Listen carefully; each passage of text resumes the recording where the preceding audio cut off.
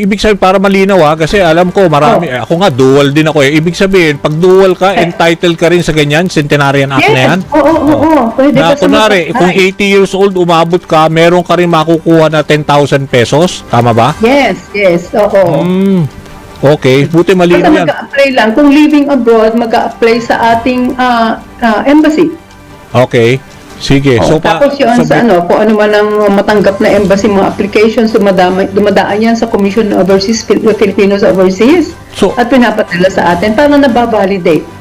Okay, so maganda para at least may tracking kayo. So ilan ho yung binigay nyo na number para dun sa nakaabot na 100 years old? So 2025 lang natin to in effect, di ba? March? Tama ba? 2024 so 2024. So 1 year pa lang, halos, kasi March 2024. So yung nabigyan nyo halos 3 billion na starting 80 years old. Yes, Yung 100 years old, attorney, ilan yung 100 years old? Mga ilan? 100? 1,734.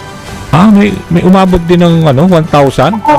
Kasi alam mo yung longevity ng ating mga longevity ng ating mga kababayan, tayong mga seniors, ay humahaba na.